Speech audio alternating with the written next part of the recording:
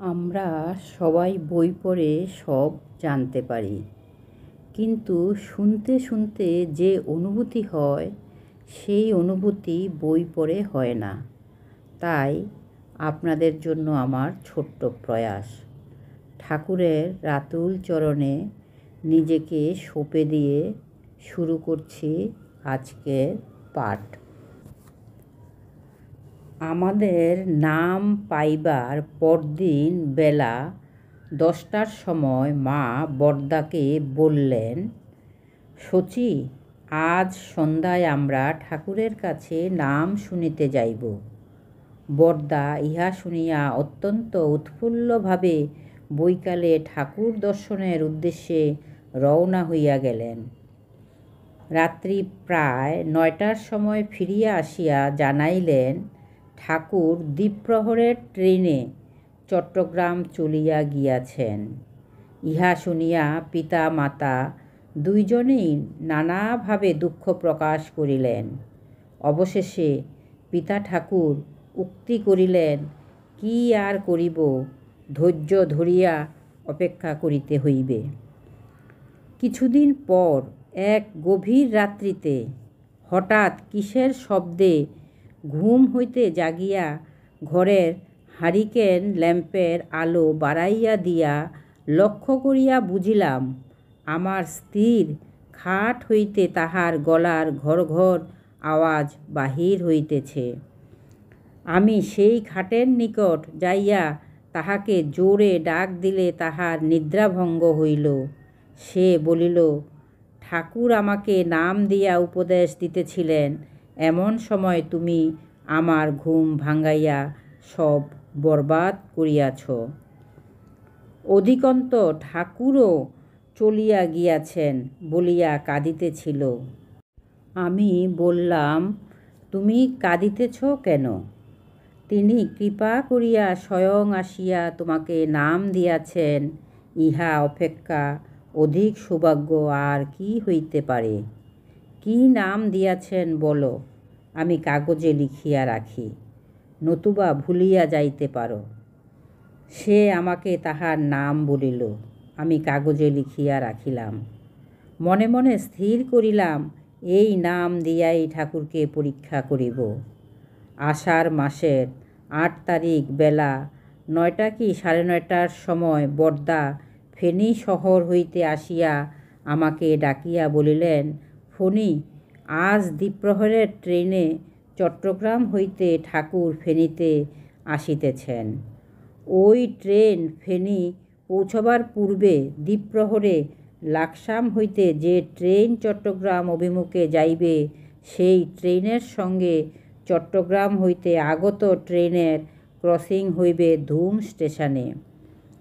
তুমি লাকসামের ট্রেনে ধুম যাইয়া চট্টগ্রামের ট্রেনের যে কামরায় ঠাকুর আছেন খোঁজ করিয়া সে কামরায় উঠিয়া ঠাকুর দর্শন করিয়া আমাদের বাড়ি আসিবার জন্য প্রার্থনা জানাইবে। আমরা স্টেশনে উপস্থিত থাকিব। বরদার কথা অনুসারে নির্দিষ্ট ট্রেনে ঘুম স্টেশনে নামিলাম। একটু পরে চট্টগ্রাম হইতে ট্রেন আসিয়া থামিলে খোঁজ করিয়া ঠাকুরের কামরায় গিয়া উঠিলাম। দেখিলাম ঠাকুর শুইয়া আছেন। আমি প্রণাম করিয়া ট্রেনের পাটাতনের উপর বসিলাম। ঠাকুর জিজ্ঞাসা করিলেন, কেমন আছেন? আমি বলিলাম, ভালোই আছি। আপনার কি হয়েছে? ঠাকুর বলিলেন, আমি সুস্থ ছিলাম, ট্রেনে হঠাৎ অসুস্থ বোধ করতেছি। পরের ঘরে বাস করিতে হইলে ঘরের ট্যাক্স দিতে হয়। সুযোগ পাইয়া আমি বলিলাম, দেহ যখন অসুস্থ বোধ করছেন, আজ আমাদের বাড়ি চলুন, আমরা সেবা যত্ন করব। আপনাকে নিয়ে যাওয়ার জন্য এসেছি। ফেনী স্টেশনে বরদারা থাকবেন। ঠাকুর বলিলেন, সেবা আপনারা করবেন, সেটাই আপনাগো কাজ। আজ আমি যামু না, দিনক্ষণ দেখিয়া পরে যামু। আমি ওই অবস্থায় বসিয়া শ্রীপাদপদ্মে হাত বুলাইয়া দিতেছিলাম।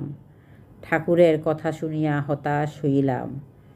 ঠাকুর তখন বলিলেন, পিতা ঠাকুর ও মাতা ঠাকুরনেরে বলবেন, নাম শুনবার জন্য ব্যস্ত হওয়ার কারণ নাই। নাম দেওয়ার জন্যই আমি আসছি। নাম বিতরণ করা আমার কাজ। সেই জন্য সকলের দ্বারে দ্বারে গিয়া নাম বিতরণ রূপ গুরুর আদিষ্ট কর্মে নিযুক্ত আছি। ট্রেন ফেনী স্টেশনের নিকটবর্তী হইতেছে দেখিয়া আমি ঠাকুরকে পুনরায় অতি বিনীতভাবে নিবেদন করিলাম, আপনি বাড়ি যাবেন, এতে আর দিনক্ষণ দেখবার কি আছে, আজ দয়া করে চলুন। এই কথা শুনিয়া ঠাকুর বলিলেন, মনে রাখবেন, প্রথম কথা আমি বলি, পরের কথাগুলো ভূতে বলে। আমার প্রথম কথা আপনারে কইছি, আপনি আমার সেই কথা না শুনিয়া যদি ভূতের কথা শুনতে চান তবে শুনতে পারেন। আপনারা আমার কথা না শুনিয়া ভূতের কথা মতো চলেন, বললেই আসা যাওয়ার বিরাম নাই, জন্ম মৃত্যুরও শেষ নাই। ঠাকুর নীরব হইলেন। এই কথাগুলো শুনিয়া বড় ব্যথা পাইলাম। মনে মনে ঠাকুরের উপর রাগও হইল। ট্রেন ফেনী স্টেশনে পৌঁছলে আমি প্রণাম করিয়া চলিয়া আসিতেছি। এমন সময় ঠাকুর বলিলেন, না বুঝা রাগ করবেন না, কি হয় দেখেন। পুনরায় প্রণাম করিতে ঠাকুর আমার মাথায় হাত রাখিলেন। আমি ট্রেন হইতে নামিয়া বরদা ও ঠাকুর ভাইকে সব কথা বলিলাম। ঠাকুর বরদাসহ প্রমথবাবুর বাসায় চলিয়া যান। ঠাকুর আমার মাতা পিতাকে যাহা বলিতে বলিয়াছেন আমি বাড়ি ফিরিয়া তাহা জানাইলাম। তাহারা খুব আনন্দিত হইলেন। পরদিন বরদা আমাকে জিজ্ঞাসা করিলেন, ফণি, তুমি কি গতকাল ঠাকুরের উপর রাগ করিয়াছ? তোমাকে যাইবার জন্য বলিয়াছেন। আজ ঠাকুর দর্শন করিয়া আসিও। কলেজ ছুটির পর ঠাকুর দর্শন করিতে যাইয়া দেখি ঠাকুর খাটে বসিয়া উপদেশ দিতেছেন এবং শ্যামদা, তিনি তখনও মহন্ত পদে অধিষ্ঠিত হন নাই, প্রমথবাবু, মধু মুখার্জি, নবদ্বীপ বণিক, বরদা, কুমিল্লার বিখ্যাত গায়ক উপেন্দ্র মজুমদার সহ অনেক গণ্যমান্য ভক্ত বসিয়া উপদেশ শুনিতেছেন। আমি ঘরের দরজায় যাইয়া দাঁড়াইলাম। ঠাকুর আমার দিকে চাহিয়া বলিলেন, আসেন আসেন। আমি ধীরে ধীরে অগ্রসর হইতেছি। এদিকে ঠাকুর তাহার বিছানার একটা স্থান ঝাড়িয়া পরিষ্কার করিতে করিতে বলিতেছেন, আসেন, আপনি আইসা এইখানে বসেন। আমি প্রণাম করিয়া দাঁড়াইলে ঠাকুর বলিলেন, কলেজ ছুটির পর আমারে দেখতে আইছেন, ভালোই হইল। এখন বাড়ি যাইয়া কিছু আহার করেন গিয়া। আমি পুনরায় প্রণাম করিয়া বাহির হইয়া পড়িলাম। তার পরদিন ছুটির পর ঠাকুর দর্শন করিতে যাইয়া দেখি শ্যামদা, অধ্যাপক বরদা সহ অনেক গুরুজন নিচে বসিয়া ঠাকুরের কথা শুনিতেছেন।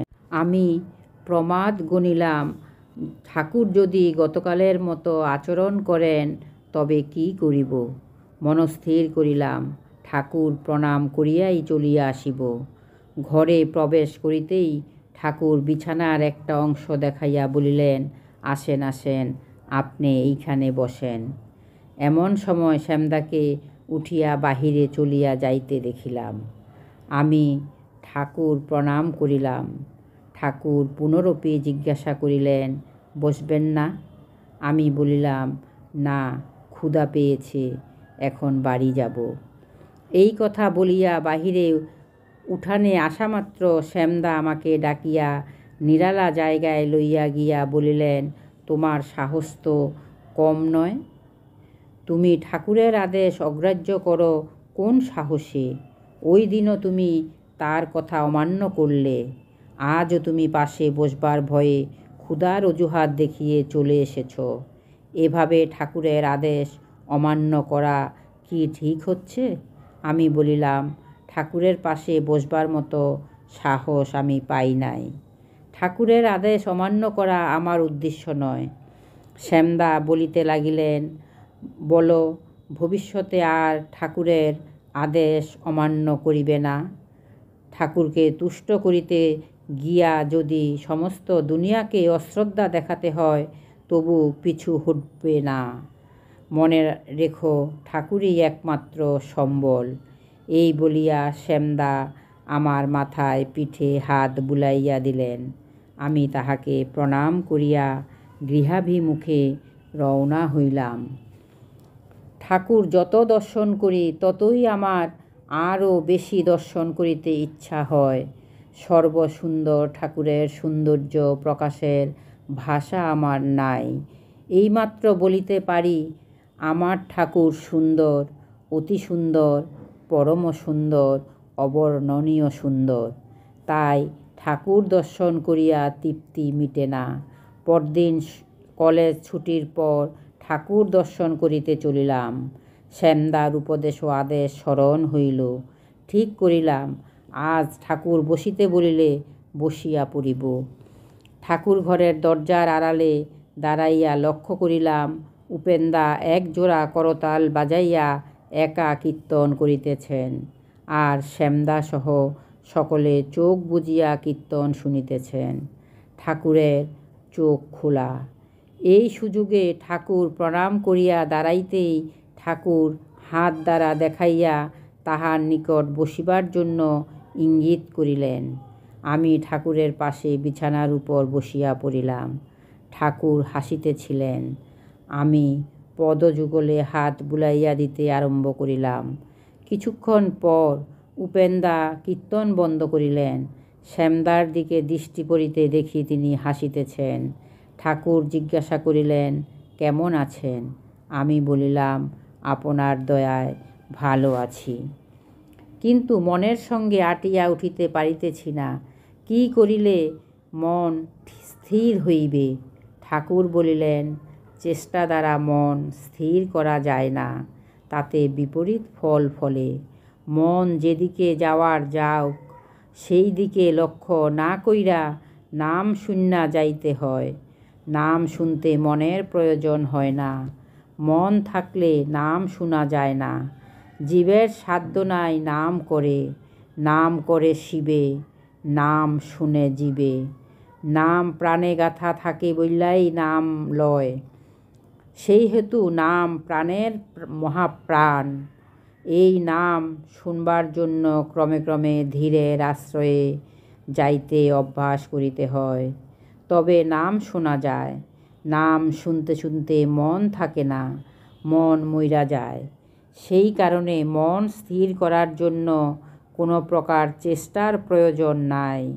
এই বলিয়া ঠাকুর নীরব হইলে আমি খাট হইতে নামিয়া ঠাকুর প্রণাম করিয়া বাহিরে আসিয়া দেখি শ্যামদা দাঁড়াইয়া আছেন। তিনি বলিলেন, বেশ বেশ, এই তো চাই। আজ তোমাকে ঠাকুরের সঙ্গে বসতে দেখে খুব আনন্দ পেয়েছি। ঠাকুর যখন যা করতে বলবেন, কোনো প্রকার ভয়, ভীতি, দ্বিধা, সংকোচ না করে তখনই তা করবে। সূক্ষ্মভাবে দ্বিধা সংকোচ নাই, বুঝলে?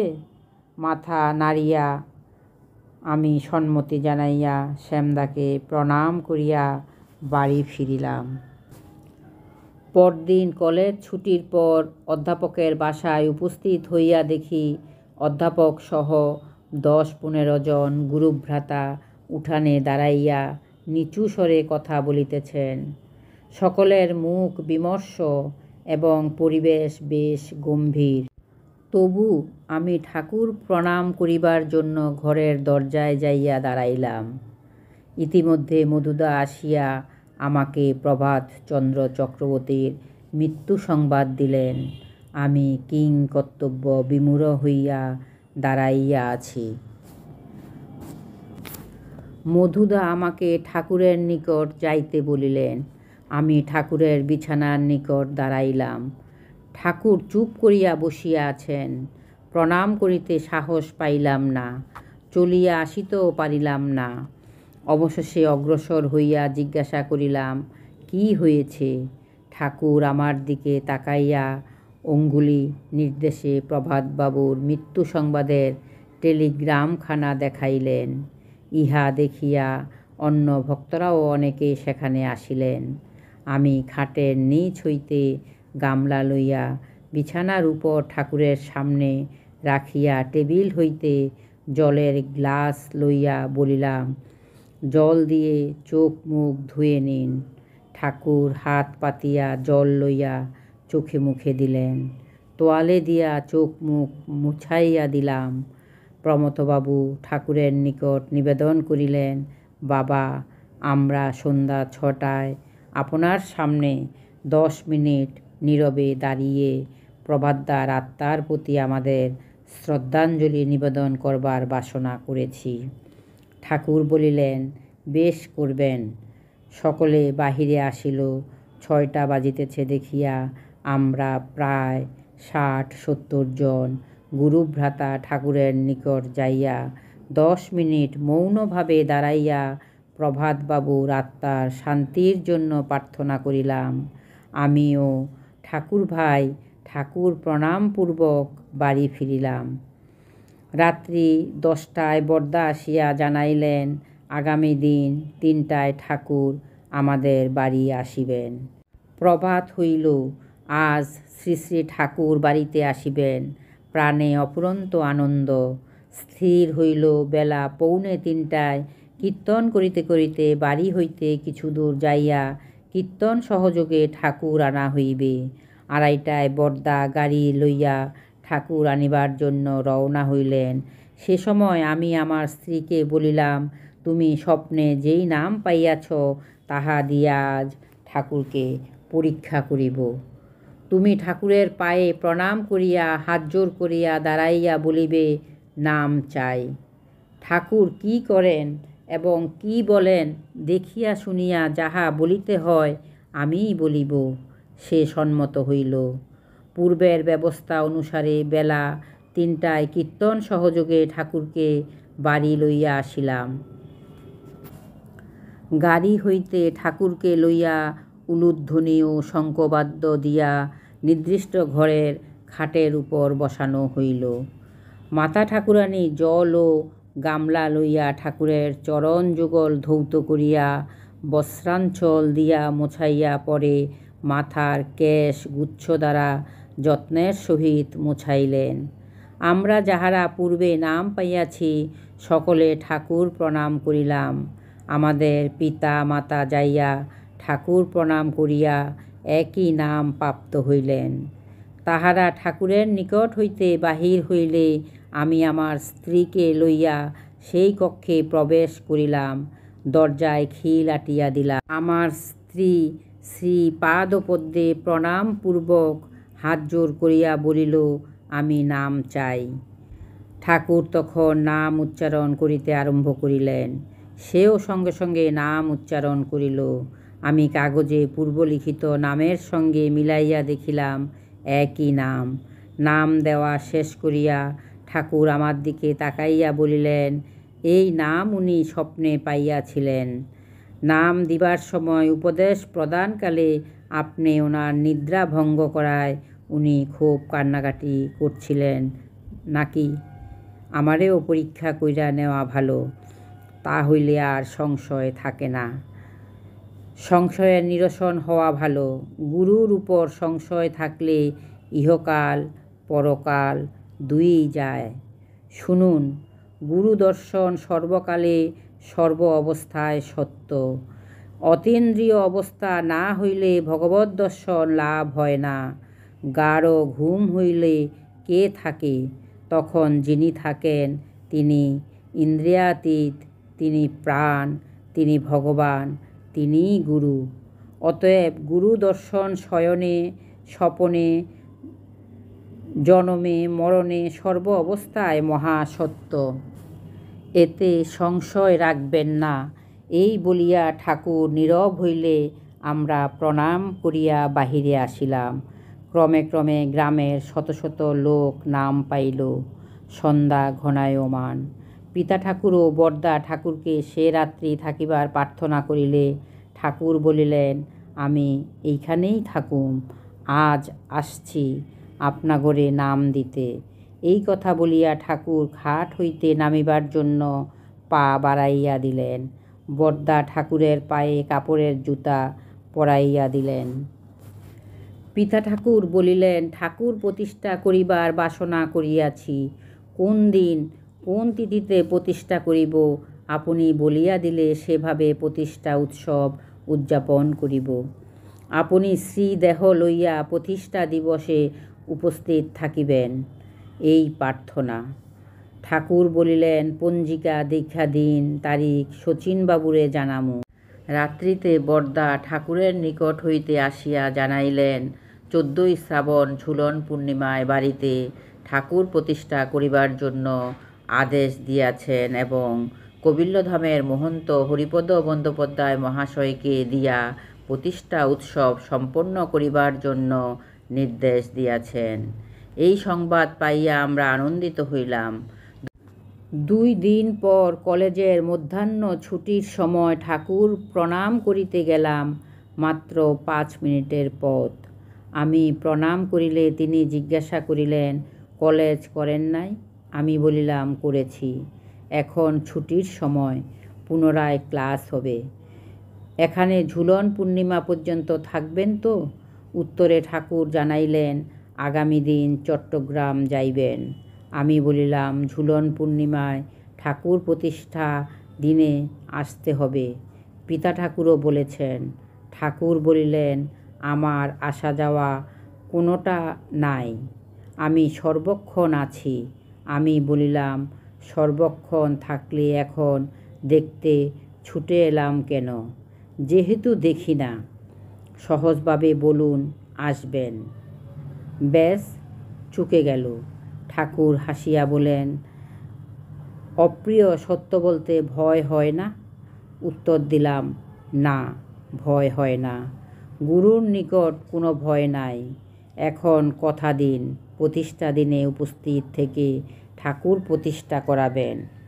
ঠাকুর হইব বলায় আমি প্রণাম করিয়া কলেজ ফিরিলাম। ছুটির পর বাড়ি যাইয়া সকলকে এই সংবাদ জানাইলাম, ঝুলন পূর্ণিমা আগত প্রায়। স্থির হইল, ফেনী শহর সবটাই এবং আমাদের গ্রাম সংলগ্ন 4টি গ্রাম নিমন্ত্রণ করা হইবে। উদয়স্ত নাম সংকীর্তন হইবে।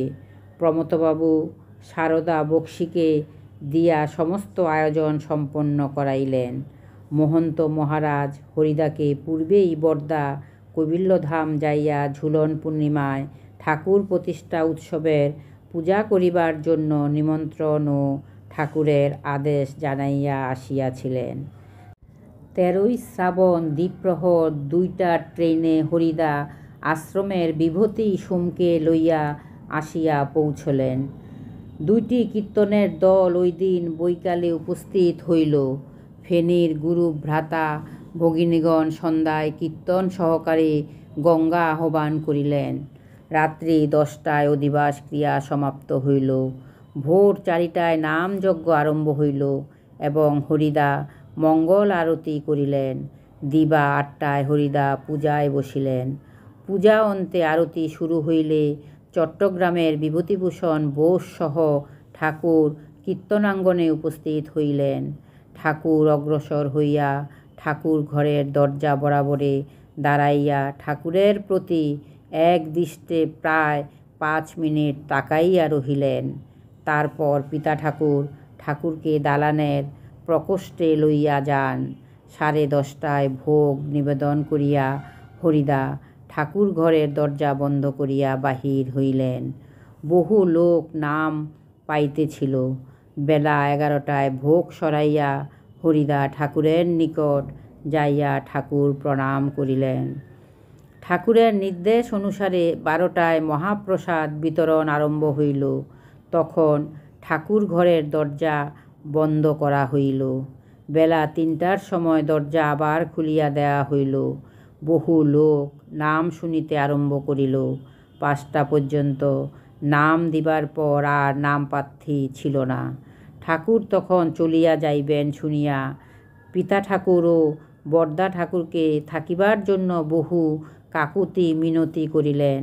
ঠাকুর বলিলেন, আজ কৈবল্যনাথেরে লইয়া আনন্দে থাকেন, আমি পরে আইসা থাকুম, এই জন্য ভাবনার কিছু নাই।